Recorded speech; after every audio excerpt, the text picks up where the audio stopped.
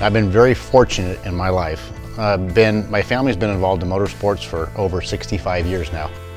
1973 is when my dad and my uncle first got started in off-road racing. How they got started was through a family friend who was in construction, and he had a couple buggies and invited my dad and my uncle to come out, and my grandfather too, to come out to the desert in Palmdale, Lancaster, and come check these things out and go and take them for a ride, take them for a spin, and just instantly got hooked. Growing up in a racing family, I was very fortunate. I could see different disciplines of motorsports. I can see sports car racing. I can see IndyCar racing, how an IndyCar program was run, how professional these guys were. Seeing my grandfather's team, Penske, Newman Haas, being a part of those organizing bodies with CART, and seeing these drivers and what they needed to do to be successful, from training to nutrition. And I think being involved and being immersed in different forms of motorsports are what helped me be successful in off-road. After bugging my dad nonstop, day in, day out, I'm like, I want to race off-road. He had an old Funko, nothing happening with it. Him and my Uncle Albert owned it. At the time growing up, it was my brother, myself, and Jimmy Johnson. We were at all the off-road races together. We would always play together as kids growing up, screwing around, getting in trouble together. So the three of us, along with Gary Johnson, Jimmy's dad, approached my dad and said, okay, you have this car.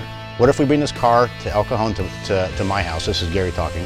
The kids can work on it, and then we go do some local Fudpucker races. Every weekend, my brother and I would go down to Jimmy and Gary's house, and we would spend the weekend there working on the car and learning how to work on the car. And got it together, and we did our first race in 1991. The one good thing about off-road racing, it's a family event. You can go and you spend 4 days, 3-4 days out there. You race one day, but you can pre-run, and the kids can come out with their motorcycles and what have you. So it was really nice to be able to have them to go along with us and watch during the course of the years them getting better and better and better. The trophy truck that I'm racing right now, number 32 Dragonfly trophy truck, to me it's amazing. It's a fire breather. The speed at which this two-wheel drive goes and how we have the handling on this trophy truck right now, to me it is the best handling trophy truck I've ever been in. Joe Gibbs Racing built this engine specifically for trophy truck. This wasn't something they took out of the NASCAR platform and said, okay, we're gonna use the NASCAR engine and we're just gonna modify it to make it work for trophy truck. They designed this thing from the ground up. Everything that they would have loved to do in NASCAR but can't, they did for this trophy truck engine. And I tell you what, they hit the nail on the head. I've never gone the speeds in any trophy truck that I do in this truck. I mean, we're almost on the cusp of 160 miles an hour on the dirt. Insane.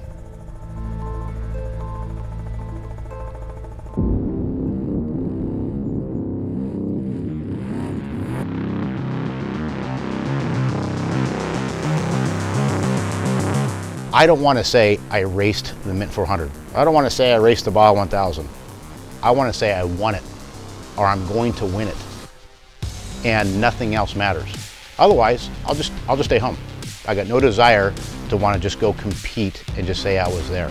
So in order to do that, you need to up your game on every single level, from the vehicle itself to the team itself to the nutrition program you have going on to working out and being mentally focused. All the preparation involved in doing that. And that's what it takes to go win these days. But you have to have, it starts with the right equipment. Racing on BF Goodrich for sure gives me an advantage over my competition that's not, especially at the Mint 400, because of how rocky, how technical, just how brutal the terrain is in that Nevada desert.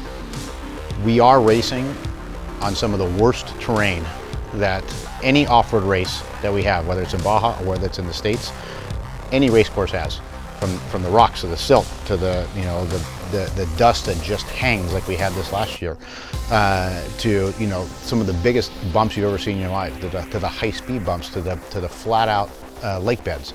It has everything a racer could want, but you bring the lap aspect into it. Lap 1 is not the same as lap 2, 3, and 4.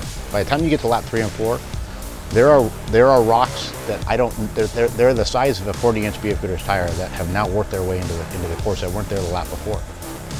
And you don't know until it's blind coming around a corner, all of a sudden, boom, it's sitting there. And you have to make an adjustment in that trophy truck that's quick Otherwise, you're gonna take a driveline out, you're gonna blow a tire yourself, you're gonna clean an arm off. How the hell it got there and who hit it to get it there, I have no idea. But that every corner of that race course changes every single lap. The Mint 400 has always been a box on my racing resume. I've been fortunate. I've won the Baja 1000 3 different times, won Vegas, Torino. One race that's eluded me, and the one race that I grew up before I started racing going to, and just seeing the hoopla and just seeing what a special event this was, has always been the Mint 400. Now, my dad has raced the Mint since the late 70s, early 80s. And so he's had a lot of Mint 400s underneath his belt, and it took him a while to win that race. And he won it back in 1989. He won it teamed up with Bob Gordon. The Mint was traditionally one of the toughest races in the United States. And me and Bob, you know, we did a lot of pre-running, we did a lot of hard work, a lot of stuff to prep on the car and stuff like that. And it was phenomenal. I mean, it was, we came through, and, you know, at the finish line, it was like, you know, wow, you know, finally we put a check mark on something that we thought was really outstanding. Today, watching Ryan, I say to myself, my Lord, if I was to try and compete against him, I probably wouldn't even come close. He's that much faster and that much better, and he really has the ability to take the vehicle and do the testing and get that vehicle to compete at the highest level. And with the people he's lined himself up with the Herbstos originally, and now with Kyle Washington, he's going to be the guys that they're looking at now to say, you know, if he's racing against me, we need to be able to make sure that we have no problems, or we're going to finish second. One of the biggest elements that we deal with in trophy truck and in desert racing period is the four things that roll. That's tires. If you don't have the right tire underneath you, thank God I run a BF Goodrich. Thank God. Because they are, bar none, the best tire in the desert. They have books upon books upon books of notes to develop from the all-terrain tire towards the beginning, all the way up to the KR3 that we're racing on now. This company always strives to find the next best thing. When we started winning races, you know, I became real good friends with Frank D'Angelo and the guys at Dan Newsom, and we sat down. And for us to get to the next level, we needed more revenue to be able to get the cars prepped properly and all the new innovations and stuff. And BFG stepped up to the plate. They were always there. Anytime BFG, I need to ask them for either a tire or something that I needed to change, they would go to the drawing boards and come up with either the grooving or new material, and the relationship to today is still there. Each year it's something new, and they come up with a newer tire and a better tire.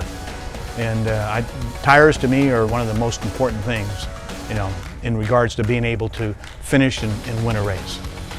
In today's landscape of trophy truck, you're losing races by one flat tire. So you have to have the best tire underneath you to give yourself the best chance to win that race. And there is no better tire than BF Goodrich.